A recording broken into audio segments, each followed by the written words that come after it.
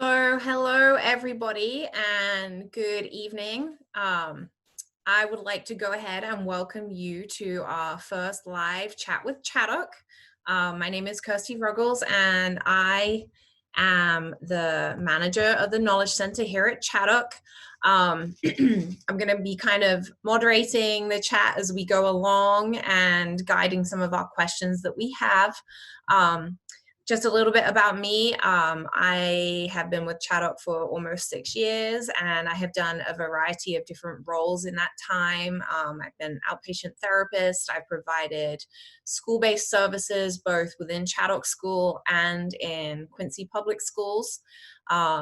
I have done social emotional groups within Chaddock School, and now I am delivering trainings throughout Illinois and presentations across the US at different conferences based on the work that we do at Chaddock. So I'm going to go ahead and I'm going to introduce Marcia. Hopefully she is going to join us and she's going to tell you a little bit about herself.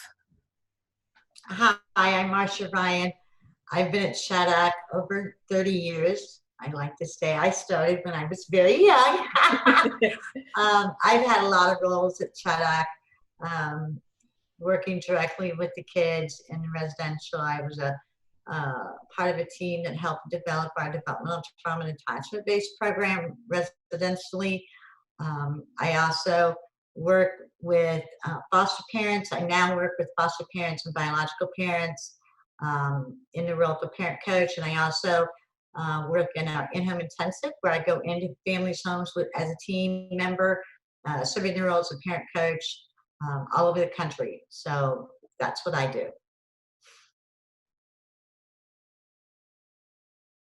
And Brooke, if you would like to introduce yourself, that would be great. Yep. Hi, and I'm Brooke Lennon-Felser. When I first started at Chaddock, I was a residential therapist. I moved into another role of supervising those therapists. And like Marcia had just shared, I'm a part of the in-home intensive program, and then also our accelerated residential.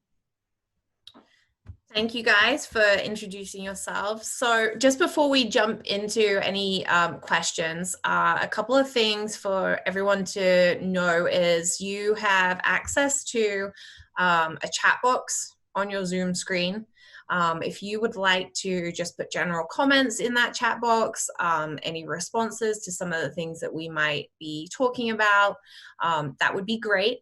And then you also have access to a Q&A box. And this is where we would really like for you to put your specific questions that you have directly. It makes it much easier for us to keep track of them. And not only that, but after we get done, we can access those questions. If we find that we run out of time and we haven't answered a question as fully as we would like, then we can go back and we can answer them and make sure that you guys get the support that you need. So I think we had a couple of questions submitted prior to the webinar beginning as well. So I think what I'd like to do is perhaps start with one of those questions.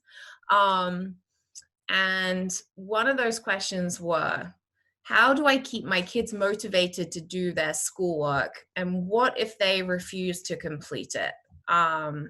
Marcia, do you want to see if you can provide some answers to that for us? Sure. And we were talking before we came on, some of the schools aren't even grading their schoolwork, or they're grading it as a kind of a pass-fail, if you will.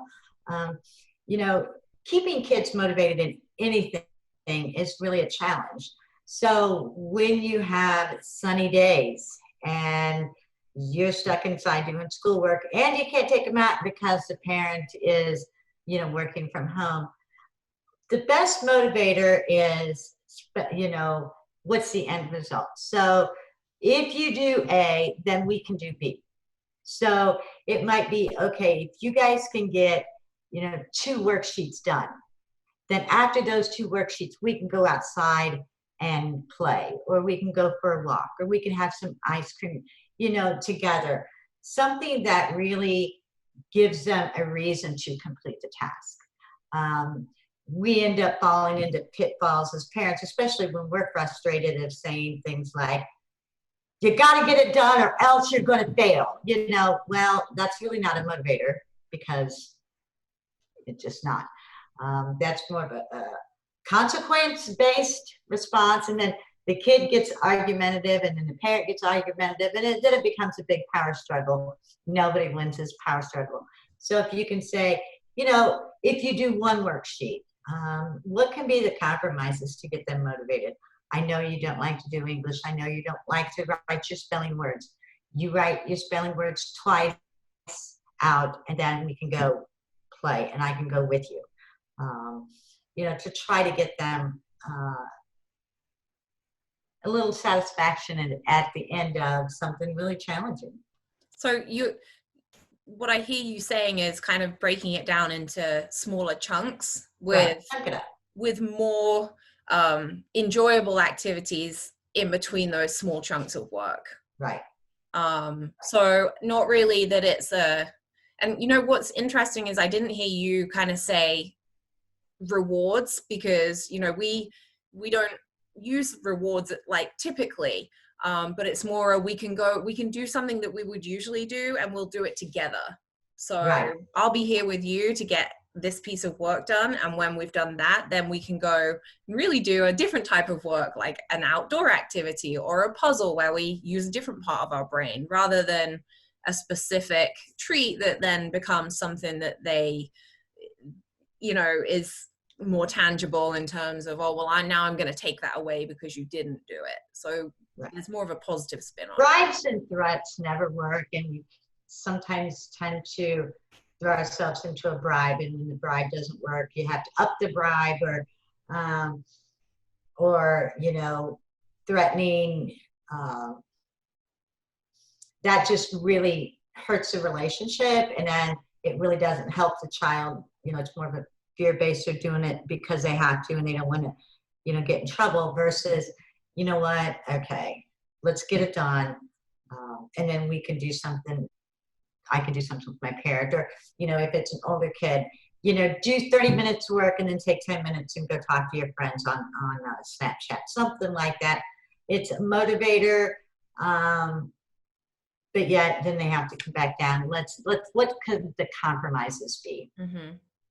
So, Brooke, what about if they really refuse to complete the work? So we've said, okay, let's break it down into chunks. Let's do something that's more enjoyable once we've got it done, and they're still refusing. What might be something that we can do to help at that time?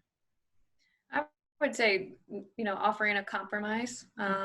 If we get, an hour's work of work done, then we can go and do another activity, something just to engage them or ask them, hey, what do you think we can get done today? And maybe they want to pick, hey, I want to do math today. I just don't think I can handle English today. So giving them some power in the interaction as well, so that they feel like they have a choice. Because right now they don't feel like they have control of anything. They're not able to go to school. They're not able to hang out with their friends. So if any opportunity where we can allow them to feel like they do have a say, it can be helpful.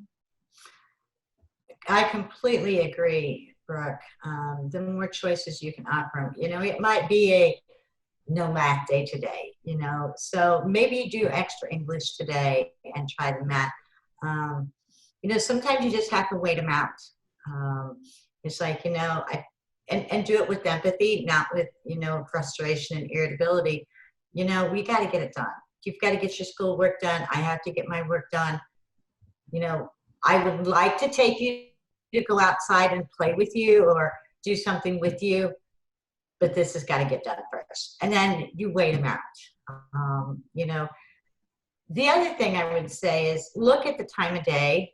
If you're expecting them to do hard work and it's like right before lunch or, they didn't eat breakfast, maybe it's like, okay, you stop everything, you get them a snack, you get them a drink and say, okay, we're going to reset. We're going to push the reset button. We're going to start all over. And then, because as parents, we get frustrated too. We wanted them to get it done. They have to get it done. We've got work to do. And we don't even think about choices. We think they're old enough to get their own breakfast. And sometimes they don't realize they're hungry. And we're in a battle over whether we're going to get our schoolwork done or not. So, And but you still have to get it done. So you might have to wait them out. yeah, and I would say just being attuned to, you know, your child, because I have two children, and my youngest, I know he does a lot better in the morning. So we need to get his schoolwork done in the mornings. Whereas my oldest child, getting him to do schoolwork in the morning doesn't work well. He can do late afternoons. So knowing what each of your children, when is the best opportunity, when of the day to get schoolwork done, and capitalizing on those times of the day. Well, I think we forget that it's really the same for us as adults. You know, I guarantee that even the three of us have very different patterns throughout the day, and some of us will be early risers, some of us will go to bed late, and and we seem to forget that our children are smaller versions of us, and yet we have the same expectations as if they were an adult. And so, and I think, you know, Marcia, one of you made the really good comment of it being everything else is out of their control right now. So if we can provide them with some choices and allow them some flexibility, like you said, that, okay, I really don't want to do my math today. Can I do it tomorrow? Well, yeah, if we can get the math done by the end of the week, that's great. It doesn't matter what day of the week we do it on. As long as it gets done. Now, if it doesn't get done, then we have a different conversation. We take that next step. But I mean, yeah, just allowing them some choices and flexibility. So, you know, and especially if you have a schedule and you know your schedule, for the younger ones, if you write it out, okay, look here, have it kind of visual that they can see. If you do this, then here's what we get to do next, you know, so that they know that it's not all boring stuff. You know, they get to go outside and jump on the trampoline, and mom's going to push them in the swing, or they get to cook something with mom, you know. So if they can see it, it might help them a little bit. So it's just not all paperwork right in front of them. Well, it's interesting that you brought that up. So another question that we had was, how do I manage my time, my work time, and then their schedule? So maybe you can speak a bit more to that, Marcia, about what that could look like. I think that it's really important that everybody have and know each other's schedule. You know, as we're working from home, and I know I've been at work, but Brooke's been working at home with her kids. It's really important for the kids to know, okay, during this time and this time, mom can't be bothered. And they see that, you know, but during this time, you can be doing this while mom is doing this. And if you can sit them at the table with you, you know, you're still staying connected and you're still staying with them. If they do better in their room with headphones on, allow that. But then always allow, if you can do a break every 10 minutes of every hour, where you get 10 minutes just to spend with your child, check in with them. I think, and they know in such and such time you're going to check in with them. They know at such and such time they're going to eat lunch, and they know that at such and such time they get to go to the park, where they can see it. I think that, and they know at such and such time mom's busy and we can't, you know, we can't bother her. I think that will help maybe settle and regulate some of the questions and some of the children's behaviors. Yeah, I would agree with you, Marcia. I mean, my kids know when I am doing certain work things that they can't really interrupt me.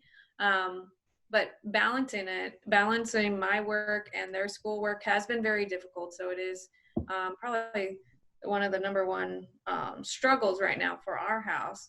And especially with the younger kids, they need help with their assignments. Whereas my older son, he does a lot of it independent. There are some things that I have to help with. So it's kind of having those set times, like I shared earlier, being attuned to what time of the day works better for them. So if I can get my younger child stuff done in the morning before I ever start doing some of my own work things, the day goes a lot better.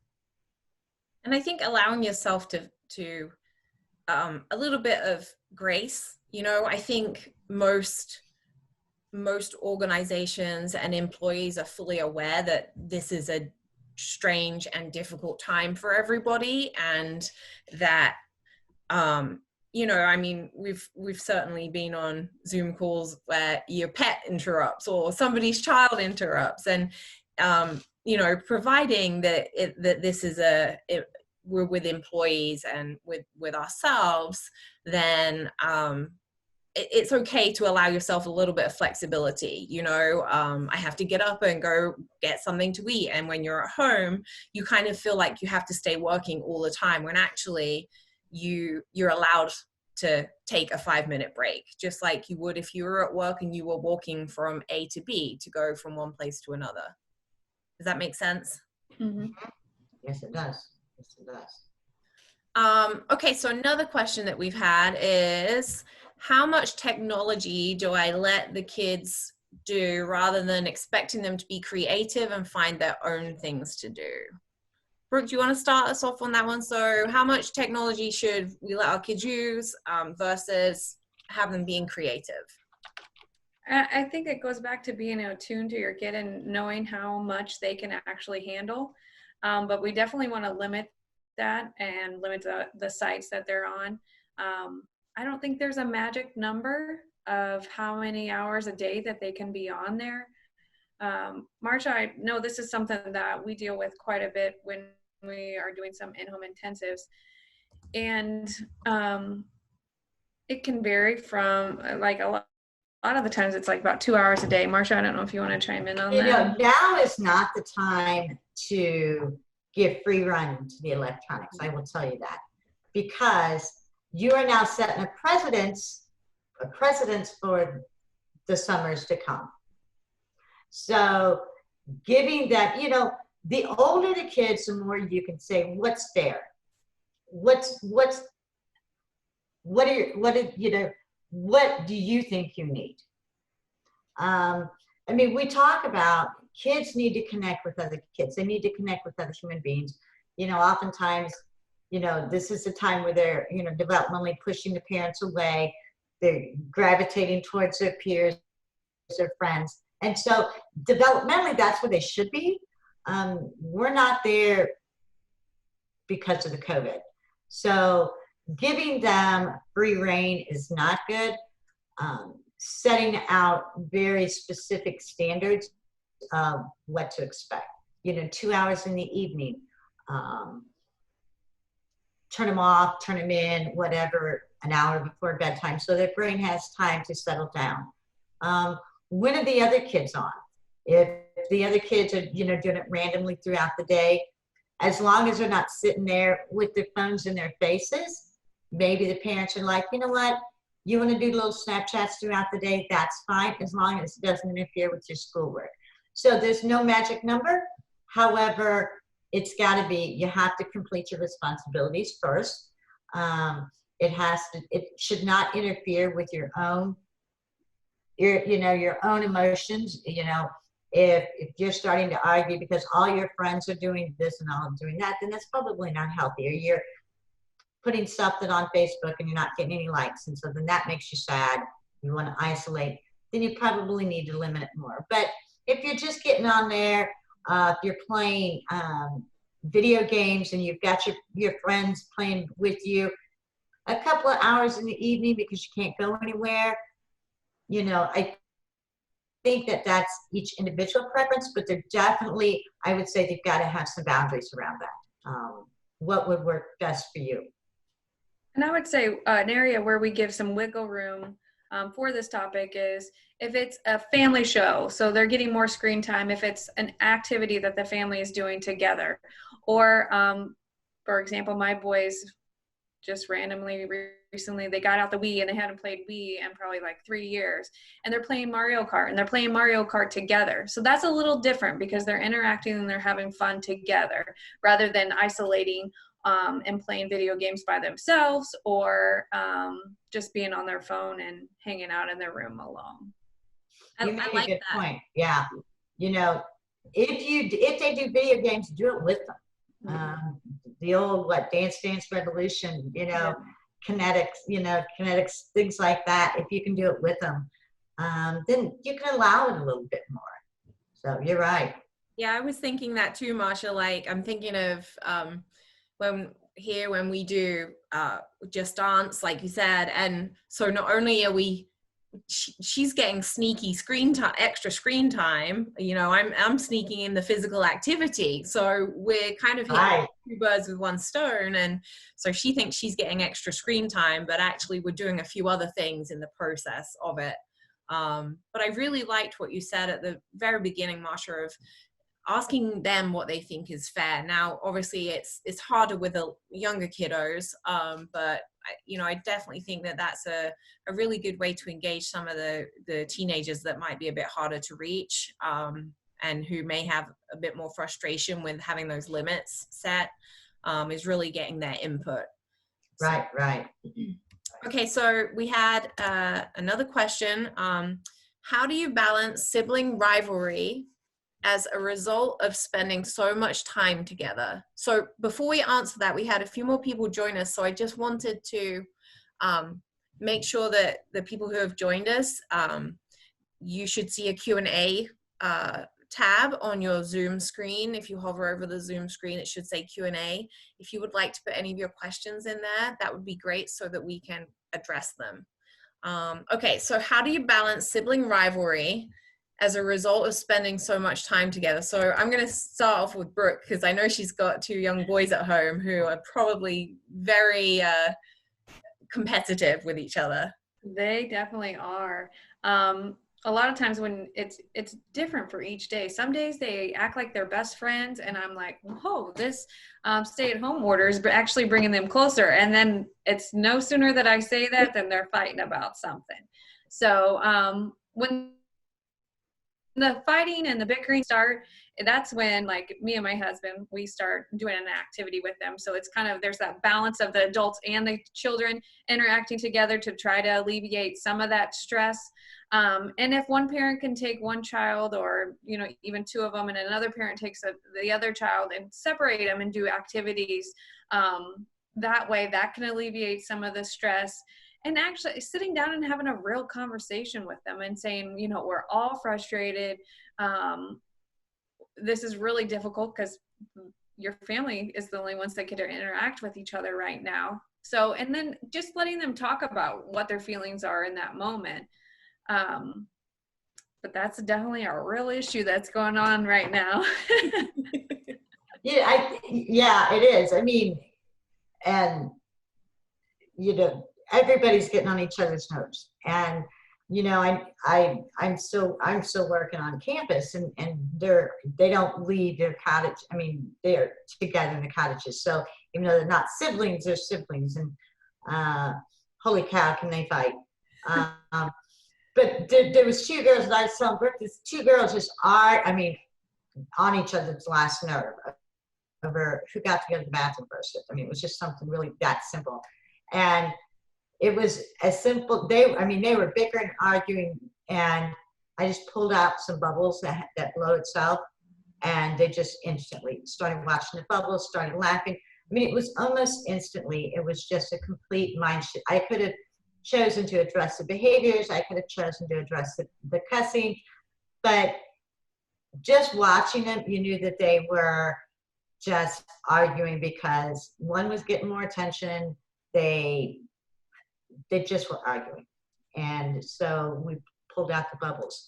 I liked your idea, Brooke.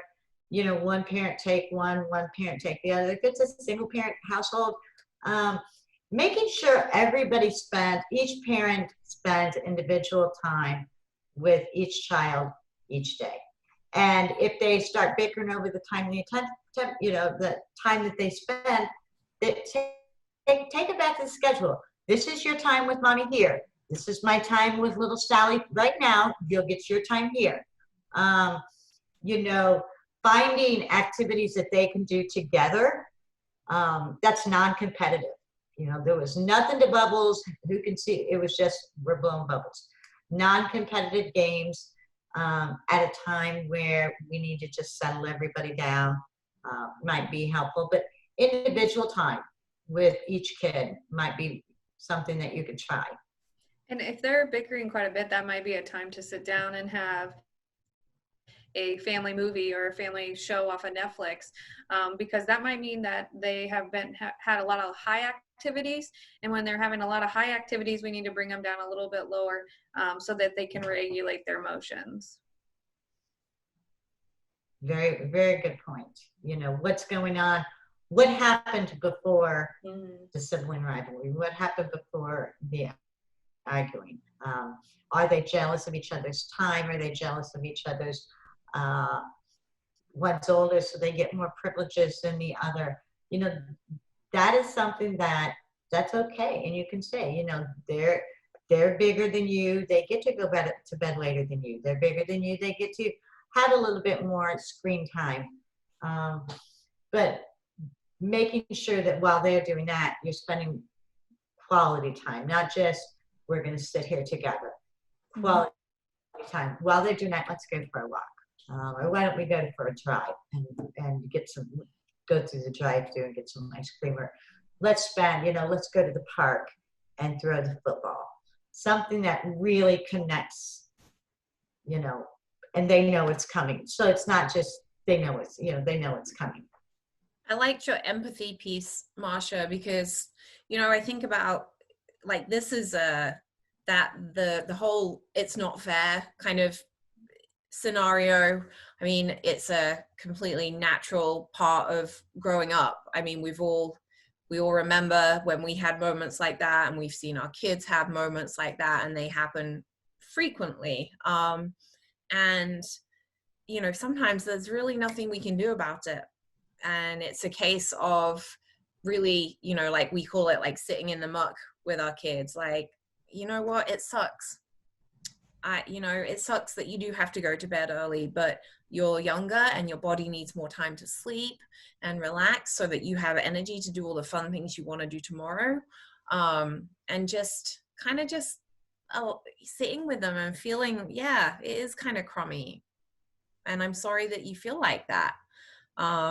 Because like I said, sometimes there are things that you just can't change and things that are unfair. And our kids have to learn from us how we manage those feelings. You're exactly right. I mean, I think it's not fair. I can, as a mom, I can't even tell you how many times I've heard that from my kids. It's not fair. You know, right now they're going to say, it's not fair. All my other friends are da-da-da-da. And you're going to say, you're right, it's not fair. It's not fair that, you know, all this is going on. It's not fair that people are getting sick. It's not fair that we're all stuck in the house.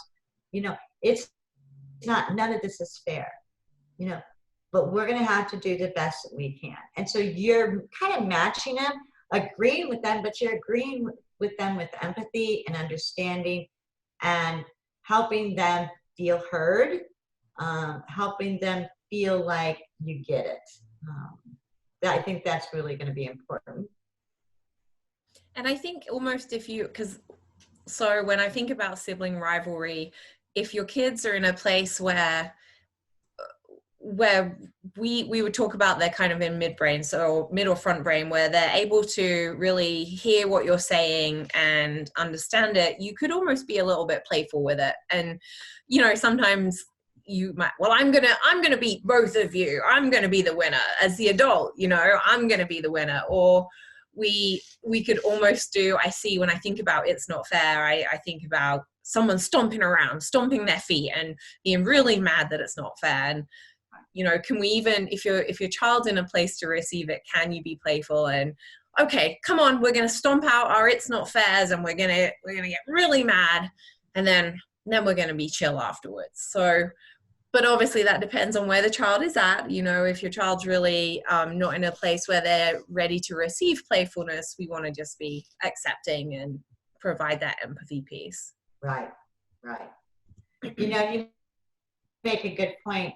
The more playful you can be with them and laugh with them and enjoy them, and you'll hear us talk about that on our next webinar, the more it's going to take them out of back brain.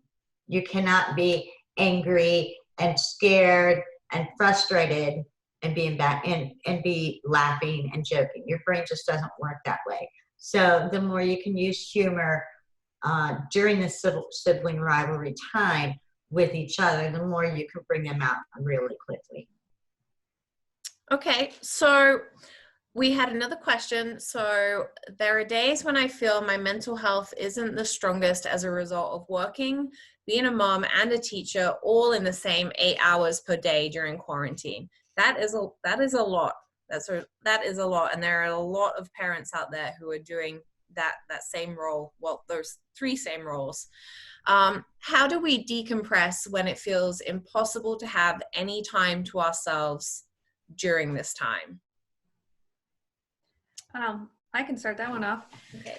So I have joked that I have fired myself as a teacher, so I'm with this one.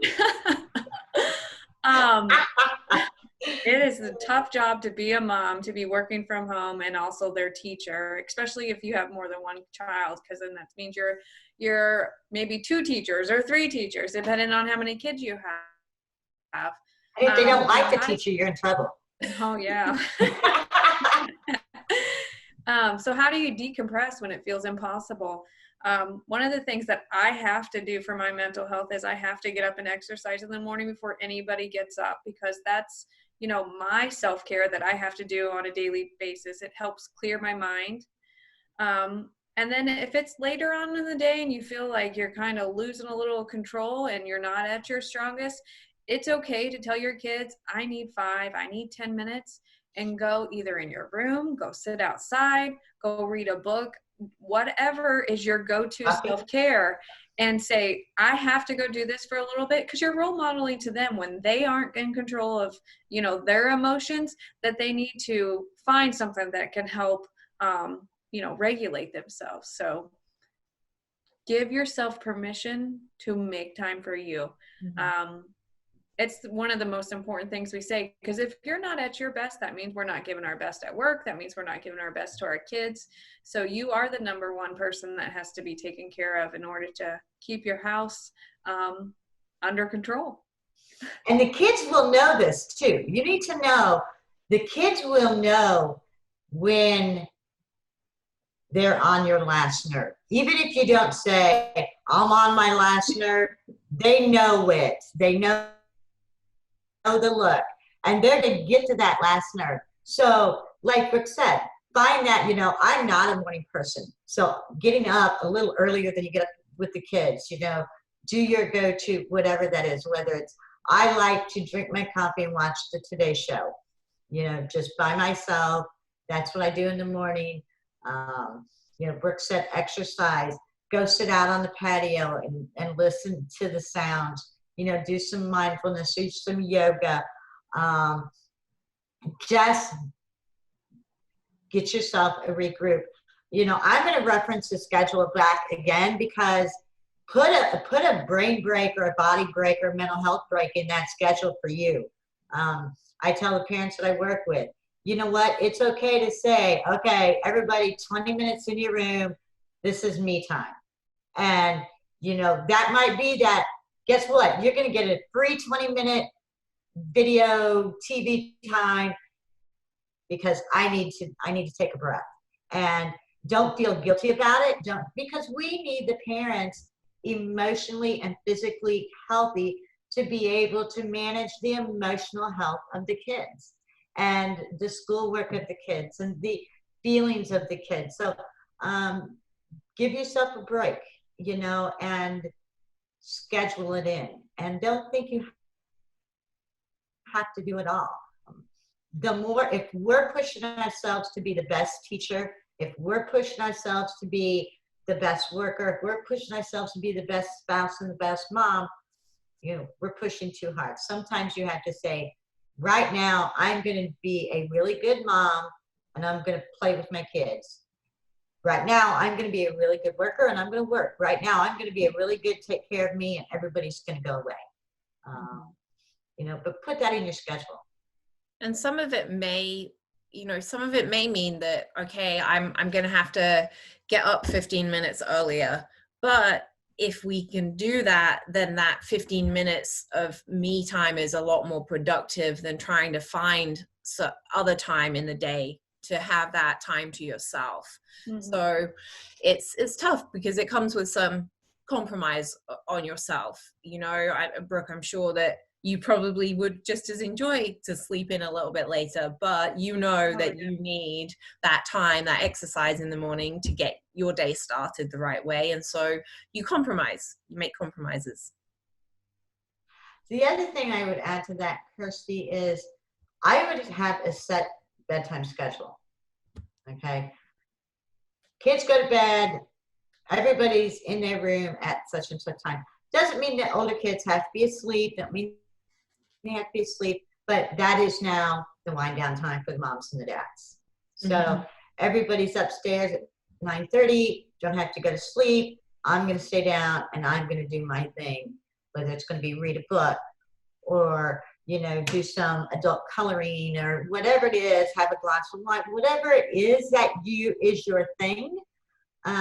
You can do it then after the kids go to bed, go to their room at 9:30. When you're ready then to go in, check on them. Good night, everybody. But make you a priority. I like that idea. I like the idea of that staggered bedtime as well. And, you know, like you said, for the older kids, they don't have to go to sleep. That could be a time when they have choices. So what would you like to do? The limit is that you need to be in your room so you can. Right. So, okay, so we have another question. How do we recover from an overreaction with our kids after we've lost our cool for a moment? Parents don't lose. No, we don't lose our cool with our kids. That never happens. You want that one, Brooke? Sure. Okay. I can start off. The more yourself grace. I think Kirsty said that earlier, that these things do happen. Don't beat yourself up over it. But what we want to do is role model to the kids on how to handle that when they do that. So we need to repair that relationship with them in the sense of, I really shouldn't have reacted like that earlier, and I'm really sorry. What I was really trying to get across was that I need you to get your schoolwork done before 4:00. But really, I was frustrated in that moment because I was dealing with so much at one time. So you're explaining the situation, you're repairing that relationship, and then the bonus is you're role modeling to them of how to handle when they might lose their cool on you, or they might lose their cool on one of their friends, because we have to repair when there's a break in a relationship. That's one of the most important things that you need to do. You're exactly on the money, Brooke. I mean, we've all been there. We've all been, they've lost the last nerve. We've all yelled at our kids, or our spouses or whoever. The biggest part of the relationship is the repair. And if you yell at the kid, repair with the kid. It can be a simple, wow, I was so out of pocket. I am so sorry. And let them know that, because they're going to say, you're right, Mom, you shouldn't have done that. Well, you're right, I shouldn't have. And I'm sorry, and I hope I don't do it again. But if I do, you know what? I'm sorry. I don't like how I responded. I don't like how I responded to you, and we're going to just move forward. And if you can end it with a high five or a hug, some kind of, you know what, are we good? That would just really reinforce, you know what, we're human and we make mistakes, and you are being that role model to show them, you know what, when we do something that's not okay, we apologize. Now, I like that you came back to the getting on them getting on your last nerve. When we talked about it earlier, it had me thinking just like a little bit of kind of the science of the things that we do and what we see in our kids. Why do our kids try our last nerve? Why do they push and push and push? And we talked about in the first webinar about predictability and consistency. And often, as we said earlier in this conversation, that in this situation, our kids don't have any control over what's going on for them right now.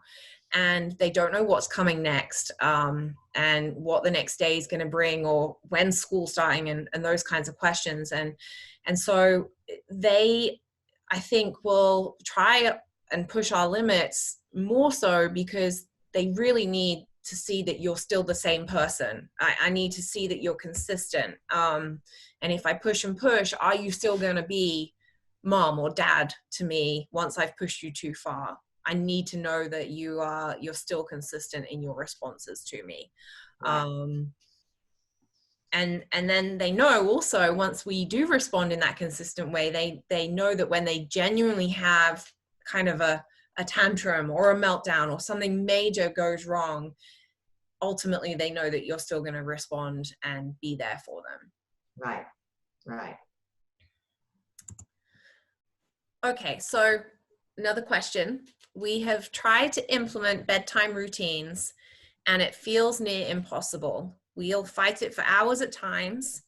Do you have any suggestions to encourage them to stay in bed? I'm only laughing because I think about us as adults and I think, oh, I would just wish I had that energy that a child had when I'm now. But so any suggestions of bedtime routines and encouraging our kiddos to stay in bed when it's bedtime? I'll take that one because that's kind of my expertise. It is. You know, here's the thing with bedtime. All right. It should be a set time every night. All right. And we start bedtime from the bedtime routine from the time they get up or from the time they go home from school. How do we do that? So we say, okay, guys, we have this to do, this to do, this to do, and we have to take showers at 7 o'clock because time to be in bed at 8 o'clock. So, and we want to watch whatever show is, or we want to play this game. So we're really talking about bedtime. So once that 7 o'clock comes, at that shower time, that's going to be the lights go down. You've already identified if you've got 3 kids in the home, this one's going to shower. You're going to rotate who showers first or who takes the bath first, so that there's no arguing over who has to take a bath first. If one says, oh, I want to go last all the time, but he's the one that takes, everybody else is using the hot water. I mean, that's something you can work out within your family. Lights go down, everything's calm. Before they go to bed, you're going to connect with them. You might watch a cute little show together, something funny, not intense, not something really lighthearted. And then everybody goes upstairs at 8 o'clock. Reminder, okay, brush your teeth. I would have all of that done, making sure that you're tucking them in. Everybody gets, 5-minute story, and mom and dad go to the other room. The kids are going to come. They're going to test you. They are going to test you. You're going to calmly go right back up, tuck them in, and this is going to be a repeat. Eventually, they will, because if you do it some and then you finally give in and say, fine, sit down here because I'm tired and don't want to fight it, they've now learned, oh, guess what? I'm going to keep trying it. We can talk more about this. I know that we're doing some consults. If you want more help with that, we can do it. A consult, if you want to. How do they do that, Kirsty, Brooke? Well, what we can do is, if this is a topic that is of interest to, a few people, is we can set up more of a Zoom chat. So where we have people who are interacting with us rather than you guys just watching. It really varies on the age of the kids. But I think the key is consistency. But it's also, is there some other things going on at bedtime? So there's a lot of ideas I have that I would like to know more about the kids. Okay. So that could be something that we could consider doing as a follow-up kind of conversation about it. I just wanted to, I was actually writing down what you were saying because I felt like it was some really good, I wanted to kind of recap what you just said. So the one thing I heard was like lots of warnings, even like throughout the day. So when our kids come home from school, it's okay, this is what's coming up next, and bedtime's at the very end. So we're already talking about bedtime, even if it's 3 o'clock in the afternoon. Right. And then repetitions. So whether that's repetitions of warnings or repetition in terms of the actual routine. So we do this at this time, and then showers, and then the lights go down. And so lots of repetition, and then trying to get some connection time in before it's bedtime, because for a lot of kids, bedtime is separation and it's anxiety provoking, and I have to be on my own and it's dark. So having that connection time before bed. Does that kind of, is that a brief kind of summary of what you said? Marcia, was that? Yeah. Okay, so another thing that we've got here is, so I'm struggling with teenagers who literally sleep all day. So they have no reason to get up in the morning. They stay up late and sleep until early afternoon. So could you do a webinar on building good sleep habits? So any quick tips that you guys might have for good sleep habits, especially for older kids? Although we know that our older kids need this time because their brain's developing again, correct? Right. You know, they're going through the second phase of development, and they do genuinely need to sleep longer. Marcia, what do you think? What might be some? You're right, Christy. Adolescents' brains are reorganizing themselves. This is why adolescents sleep longer. But sleeping away the day, staying up all night it's a tough pattern. And once you get into that routine, your body adjusts to it and your brain adjusts to it. I think sitting down with the kids and saying, okay, this is not okay. This isn't healthy. We want you to do A, B, and C. What would be a reasonable time to get up in the morning? They might say 11 o'clock. First, they'll probably say, well, 1 o'clock. You can, maybe compromise. How about 10 o'clock? No, how about noon? So it's going to be kind of that auctioneer battle. Between 10 and 11, if they want to go back and take a nap at 2 o'clock, help them identify what their schedule is. You've got these things to do before lunchtime. How long do you need to do? Oh, I can do them in 15 minutes. That's great. So lunch, so you get up at 10, get your shower, noon, you're going to have lunch, So really get them, and find things that motivate them besides sleep, which is going to be hard to do because kids, adolescents like to sleep and then like to play video games all night long. So set some standards and set some expectations for them and really work to find something that motivates them. But get their input too, is what I get their input. Absolutely. Okay. Brooke, anything else to add on teenagers who are sleeping all day? I would suggest maybe even, I don't know if Marcia shared this, was giving them different jobs that they have to do each day, whether that's, emptying the dishwasher. So then they have some expectations outside of their Zoom calls, because I know I have a 13-year-old who likes to sleep in, and he does just get on a Zoom call and we'll hop back off. And then just lay around on the couch. So I do have different chores that he has to do each day, just so he's not just lounging around. Okay, so, another one of the questions that we had submitted. How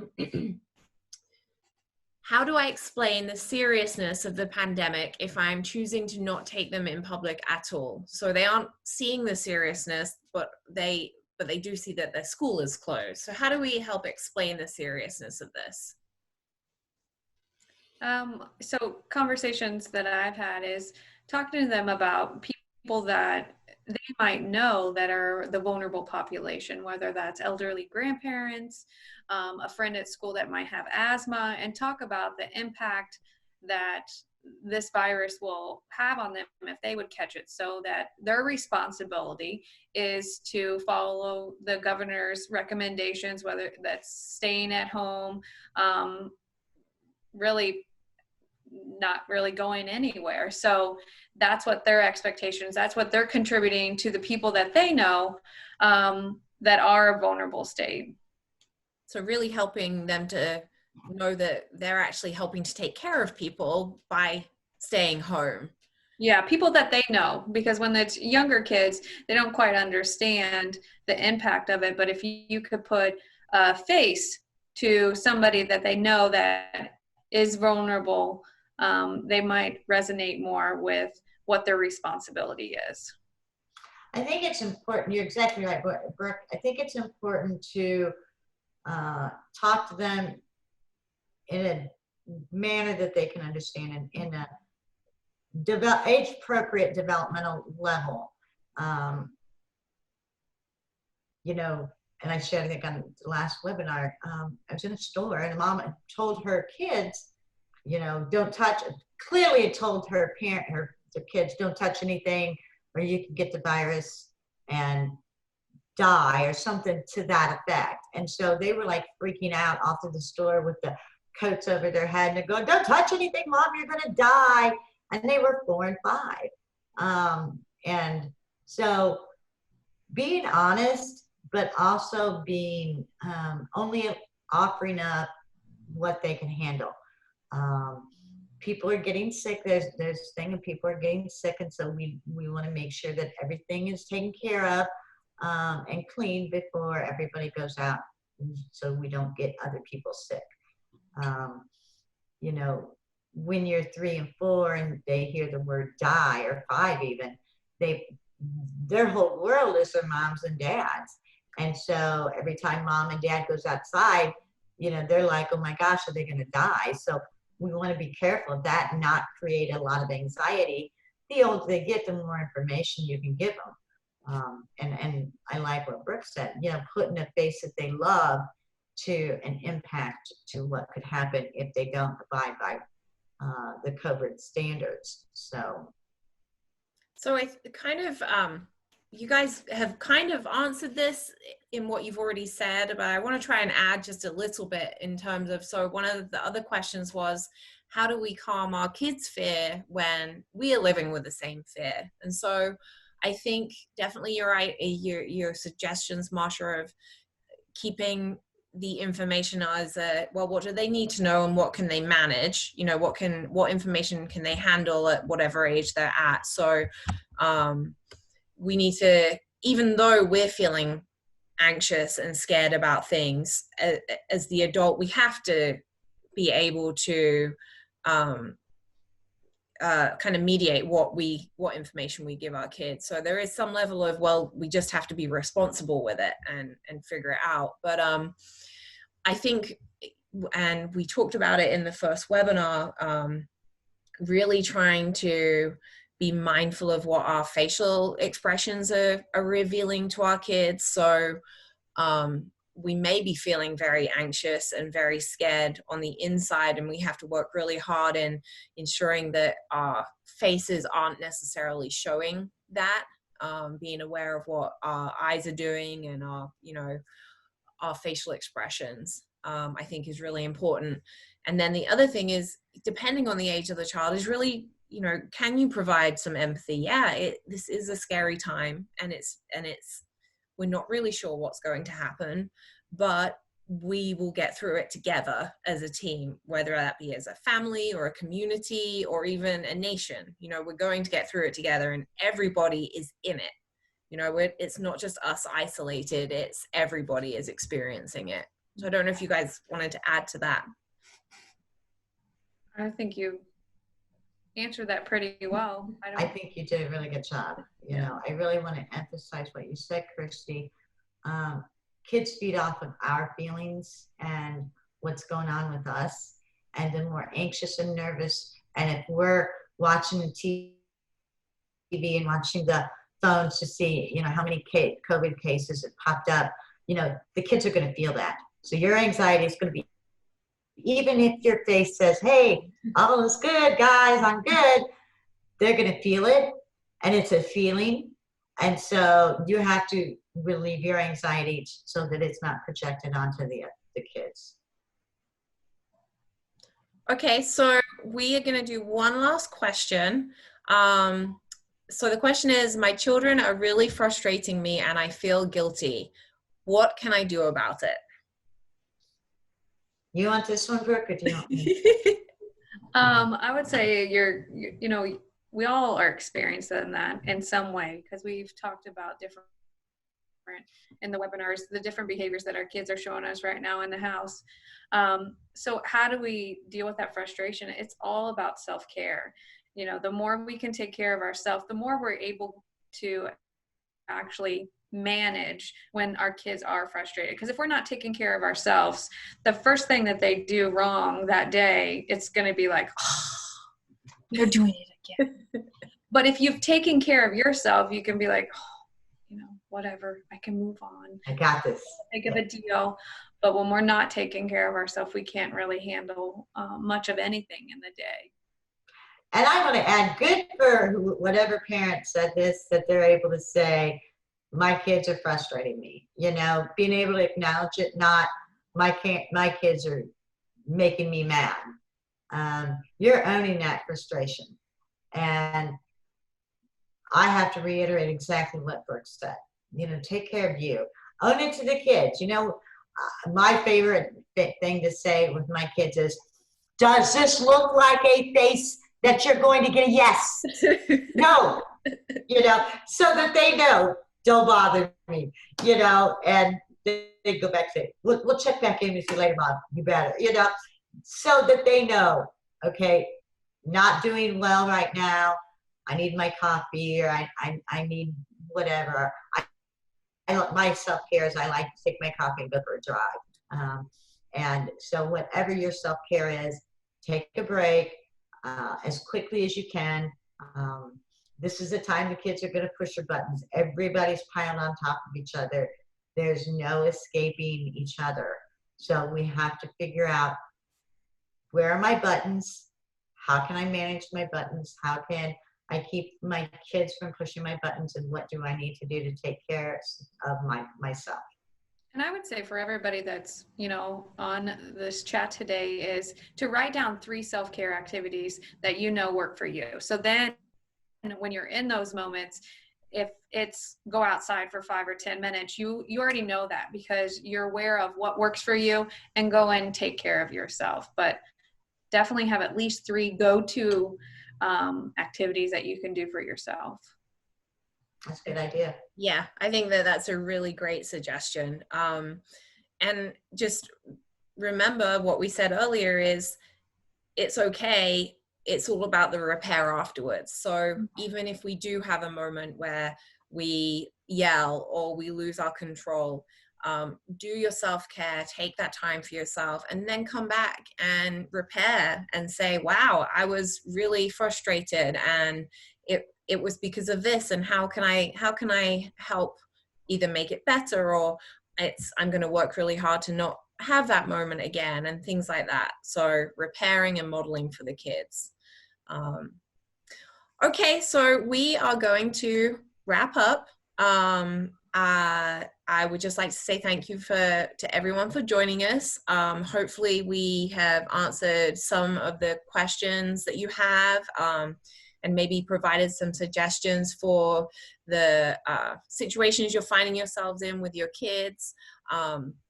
And we do have another webinar that's going to be coming out early next week, so look out for that. And then we will be back next week. It may be us, or it may be a few of our colleagues who are going to be here to answer some of your questions next week. So we appreciate you joining us, and we hope that you have a good rest of your evening.